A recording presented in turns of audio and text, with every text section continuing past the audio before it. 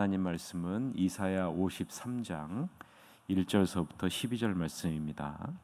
이사야 53장 1절부터 12절 말씀 보겠습니다. 우리가 전한 것을 누가 믿었느냐? 여호와의 팔이 누구에게 나타나느냐? 그는 주 앞에서 자라나기를 연한 순 같고 마른 땅에서 나온 뿌리 같아서 고운 모양도 없고 풍채도 없은즉 우리가 보기에 흠모할 만한 아름다운 것이 없도다. 그는 멸시를 받아 사람들에게 버림받았으며 강고를 많이 겪었으며 질고를 아는 자라. 마치 사람들이 그에게서 얼굴을 가리는 것 같이 멸시를 당하였고 우리도 그를 귀히 여기지 아니하였도다. 그는 실로 우리의 질고를 지고 우리의 슬픔을 당하였거늘 우리는 생각하기를 그는 징벌을 받아 하나님께 맞으며 고난을 당한다 하였노라. 그가 찔림은 우리의 허물 때문이요 그가 상함은 우리의 죄악 때문이라. 그가 징계를 받음으로 우리는 평화를 누리고 그가 채찍에 맞음으로 우리는 나음을 받았도다. 우리는 다 양 같아서 그릇 행하여 각기 제 길로 갔거늘 여호와께서는 우리 모두의 죄악을 그에게 담당시키셨도다. 그가 곤욕을 당하여 괴로울 때에도 그의 입을 열지 아니하였으며 마치 도수장으로 끌려가는 어린 양과 덜 깎는 자 앞에서 잠잠한 양같이 그의 입을 열지 아니하였도다. 그는 곤욕과 신문을 당하고 끌려갔으나 그 세대 중에 누가 생각하기를 그가 살아있는 자들의 땅에서 끊어짐은 마땅히 형벌받을 내 백성의 허물 때문이라 하였으리요.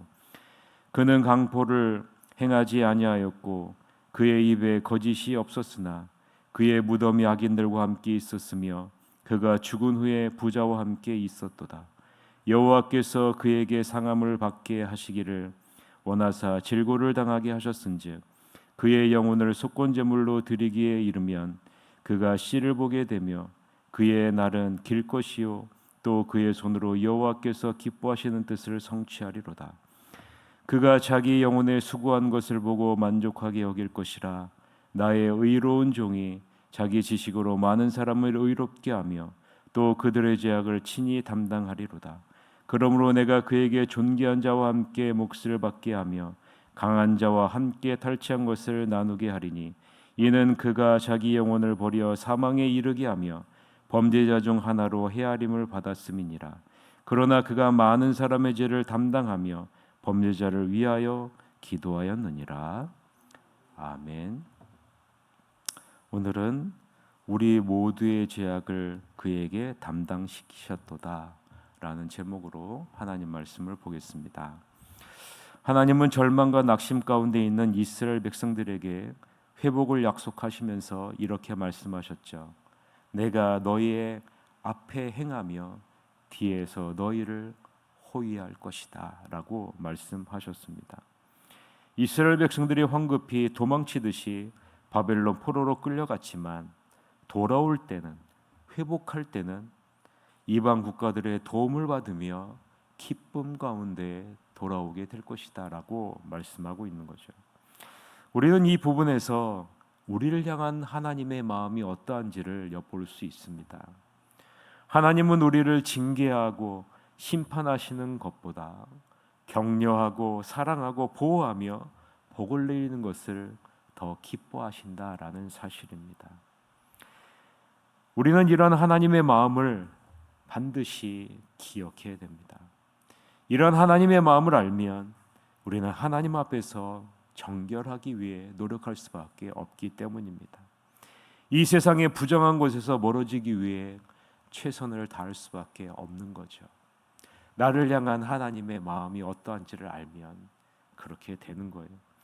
이사야 52장 11절서부터 12절에 오면 너희는 떠날지어다 떠날지어다 거기서 나오고 부정한 것을 만지지 말지어다 그 가운데서 나올지어다 여호와의 기구를 매는 자들이여 스스로 정결하게 할지어다 여호와께서 너희 앞에서 행하시며 이스라엘의 하나님이 너희 뒤에서 호위하시리니 너희가 황급히 나오지 아니하며 도망가듯 다니지 아니하리라 라고 말씀하고 있죠. 하나님이 우리를 얼마나 사랑하는지 이것을 하나님께서 말씀하고 있지 않습니까? 이 사랑의 결정체가 누구를 통해서 나타납니까? 우리가 지난 시간에 살펴본 이사야 52장 13절에서부터 15절에 나오는 예수 그리스도의 모습을 통해서 우리는 발견할 수 있지 않습니까? 여호와의 종된 예수님은 이 세상에서 버림받고 처참한 몰골로 치욕을 당할 것을 말씀하고 있지 않습니까? 이 예수님의 비참한 굴욕이 결국 무엇으로 바뀐다라고 이야기를 하고 있습니까? 이 세상 모든 사람들이 상상하지 못하는 지극히 존귀한 영광의 모습으로 바뀌게 될 것이다 라고 말씀하고 있어요. 그래서 모든 사람들의 입이여 봉하게 될 것이다 라고 말하고 있는 거예요. 이 세상 사람들은 이것이 아름다운 옷이라 라고 입었는데 예수 그리스도의 모습을 통해서 진정한 아름다운 옷은 이 세상 사람들이 입는 죄의 옷이 아니라 예수 그리스도의 십자가의 보혈의 옷이다 라는 사실을 알게 될 것이다 라고 말하고 있는 것 아니겠습니까? 그 내용이 이사야 52장 13절에서부터 15절에 담겨져 있는데요, 잘 들어보세요. 보라, 내 종이 형통하리니 밭들어 높이 들려서 지극히 존귀하게 되리라. 전에는 그의 모양이 타인보다 상하였고 그의 모습이 사람들보다 상하였으므로 많은 사람이 그에 대하여 놀랐거니와 그가 나라들을 놀라게 할 것이며 왕들은 그로 말미암아 그들의 입을 봉하리니 이는 그들이 아직 그들에게 전파되지 아니한 것을 볼 것이요 아직 듣지 못한 것을 깨달을 것임이라 라고 말하고 있는 겁니다. 세상 사람들이 보면 우리를 얼마나 비참하게 보겠습니까? 얼마나 연약한 존재로 보겠습니까? 세상 사람들이 누리는 것을 다 누리지 못하고요, 세상 사람들이 즐기는 것을 우리는 포기하고요, 하나님 앞에서 정결하게 살기 위해 노력하는 우리의 모습이 세상 사람들이 보면 비참해 보일 수 있는 거죠. 지난주 주일에 오신 미국인 인도네시아 여자 선교사님을 여러분 보지 않았습니까? 세상 사람들이 보면 얼마나 처량해 보이겠어요. 미국에서 태어나서 주님을 만나 평생토록 주의 복음을 전하기 위해 헌신하신 우리 선교사님을 보면 얼마나 처량해 보이겠어요. 수요일 날 아침에 이게 떠나시는 선교사님의 모습을 보았어요. 인도네시아로 다시 떠나신 선교사의 모습을 봤는데 그 뒷모습이 얼마나 여러분 처량해 보일 수 있습니까? 그러나 저는 이 선교사님의 모습이 참 부러웠습니다. 하나님이 그의 삶을 얼마나 아름답게 받으셨을까? 그가 입고 있는 옷은 얼마나 아름다운 옷일까? 상상할 수 없는 지극히 높은 영광이 우리 선교사님에게 기다리고 있을 줄 믿습니다. 오늘 본문은 이러한 멸시받고 고난받는 여호와의 종 메시아에 대한 유명한 예언장이죠. 우리가 잘 알듯이 본문에 나오는 그가 바로 여호와의 종이요 예수 그리스도를 의미합니다. 하나님은 오늘 본문 1절에서 자신의 구원과 능력이 여호와의 종된 예수 그리스도의 비천한 삶과 죽음을 통해 이루어질 것을 말하고 있습니다. 1절을 한번 보세요. 1절이 굉장히 중요한데요, 1절을 다 같이 한번 읽어봅시다. 우리가 전하는 것을 누가 믿었느냐? 여호와의 팔이 누구에게 나타났느냐? 여러분, 1절이 굉장히 중요합니다. 왜냐하면 이스라엘 백성들이 기대하고 원하는 방식이 아니라 하나님이 계획하고 약속하신 그대로 이루어지기 때문이다라는 겁니다. 하나님이 지금 꼬집어 드러내려고 하는 것은요, 인간은 자신이 원하는 방식대로 이루어져야 믿는 존재라라는 사실입니다. 하나님은 분명히 메시아에 대한 예언의 말씀을 수없이 많이 해주셨어요. 그리고 그대로 예수 그리스도께서 오셨습니다. 그러나 이스라엘 백성들은요, 이 땅에 오신 메시아를요 영접하지 않았어요. 믿지 않았습니다. 그분의 죽음과 부활로 이루어진 구원의 메시지를 받아들이지 않았습니다. 왜 그럴까요? 자신들이 원하는 그림대로 이루어지지 않았기 때문에 그런 거예요. 이스라엘 백성들이 원하는 그림은요, 초라하고 비참한 모습으로 오신 메시아, 초라하고 비참한 모습으로 나아가는 모습이 아니라 다윗과 같이 위대한 개선장군과 같은 모습의 메시아를 원하고 있었기 때문입니다. 비참하게 고난받고 십자가에 죽는 그런 메시아가 아니라 다윗과 같이 주변 국가들을 정복하고 모든 나라 위에 우뚝 서 있는 그런 메시아를 원하는 거예요. 그래서 3절을 보면요, 이스라엘 백성들은요 그를 귀히 여기지 않았다. 4절을 보면요, 예수의 고난과 죽음은 하나님께 죄를 지어 마땅히 받아야 할 징계라라고 여기고 있는 겁니다. 우리의 허물 때문에, 우리의 죄악 때문에 우리에게 평화를 주시기 위해 십자가의 고난과 죽음을 담당하심에도 불구하고 이스라엘 백성들은 예수 그리스도를 메시아로 받아들이지 않고 그의 죽음은 마땅한 죽음이라라고 이렇게 여기고 있는 겁니다. 여러분, 이 세대는요 영적으로 완전히 눈이 가려져 있는 세대라는 사실을 지금 보여주고 있는 거예요. 그래서 예수님의 죽음이 마땅하다라. 이사야 53장 8절을 보세요. 그는 곤욕과 신문을 당하고 끌려갔으나 이 세대 중에 누가 생각하기를 그가 살아있는 자들의 땅에서 끊어짐은 마땅히 형벌받을 내 백성의 허물 때문이라 하였으리요 라고 말하고 있지 않습니까? 마땅히. 이스라엘의 죄악은 여호와의 재앙을 받아 마땅한 죄악이며 여호와의 종이 그것을 대신에 받아 죽임을 당하게 될 것이지만 이스라엘 백성들은 그것을 깨닫지 못했다라고 말하고 있는 겁니다.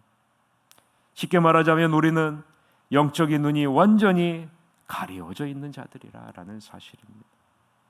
하나님이 기뻐하시는 뜻이 무엇인지 모르고요, 하나님이 기뻐하시는 것이 무엇인지 모르는 세대가 바로 우리가 살고 있는 세대라는 사실입니다. 그래서 주님이 이 땅에 친히 오셔서 무엇을 손으로 행하십니까? 여호와께서 기뻐하시는 뜻을 행하시지 않습니다. 오늘 보면 10절인데요, 다 같이 한번 읽읍시다. 여호와께서 그에게 상함을 받게 하시기를 원하사 질고를 당하게 하셨은즉 그의 영혼을 속건제물로 드리기에 이르면 그가 씨를 보게 되며 그의 날은 길 것이요 또 그의 손으로 여호와께서 기뻐하시는 뜻을 성취하리로다 라고 말하고 있죠. 그의 손으로 여호와께서 기뻐하시는 뜻을 성취하리로다. 하나님이 기뻐하시는 뜻이 무엇입니까? 유일하게 죄가 없는 독생자 예수 그리스도를 이 땅에 보내셔서 우리의 죄를 대신 담당하게 하시는 것 아니겠습니까? 죄에 놓여있던 우리들을 의롭게 만드는 것 아니겠습니까? 부정하고 악한 우리들을 존귀한 자로 회복시키는 것 아니겠습니까? 이것이 바로 하나님이 기뻐하시는 뜻입니다. 죄로 말미암아 가려져 있는 우리의 눈을 예수 그리스도의 보혈의 피로 뜨게 하는 것, 이것이 기뻐하시는 뜻 아니겠습니까? 이 세상 사람들이 입는 죄의 옷이 아니라 예수 그리스도가 입는 의로운 옷을 우리에게 입게 하는 것이 하나님이 기뻐하시는 뜻 아니겠습니까? 11절에서부터 12절인데요, 같이 한번 읽어봅시다. 그가 자기 영혼에 수고하는 것을 보고 만족하게 여길 것이라. 나의 의로운 종이 자기 지식으로 많은 사람을 의롭게 하며 또 그들의 죄악을 친히 담당하리로다. 그러므로 내가 그에게 존귀한 자와 함께 몫을 받게 하며 강한 자와 함께 탈취한 것을 나누게 하리니 이는 그가 자기 영혼을 버려 사망에 이르게 하며 범죄자 중 하나로 헤아림을 받았음이니라. 그러나 그가 많은 사람의 죄를 담당하며 범죄자를 위하여 기도하였느니라 라고 기록하고 있죠. 여러분, 이것이 하나님이 기뻐하시는 뜻이라라는 것.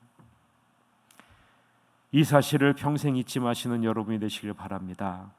하나님의 나를 의로운 하나님의 자녀로 살게 하기 위해 이 세상에서 존귀한 자녀로, 존귀한 자가 받아 누리는 그것을 받아 누리는 자로 살게 하기 위해 예수 그리스도께서 이 땅에 오셔서 내 죄를 대신해 십자가에 죽으시고 부활하셨다는 사실, 여러분 이 사실을 평생토록 잊지 마시길 바랍니다.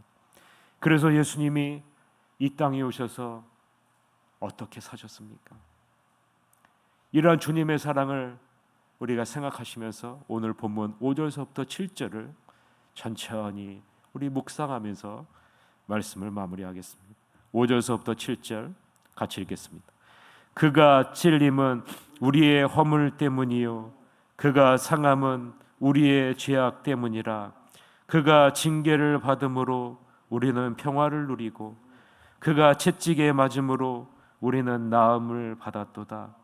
우리는 다 양 같아서 그릇 행하여 각기 제 길로 갔거늘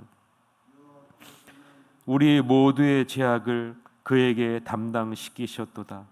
그가 곤욕을 당하여 괴로울 때에도 그의 입을 열지 아니하였으며 마치 도수장으로 끌려가는 어린 양과 털 깎는 자 앞에서 잠잠한 양같이 그의 입을 열지 아니하였도다.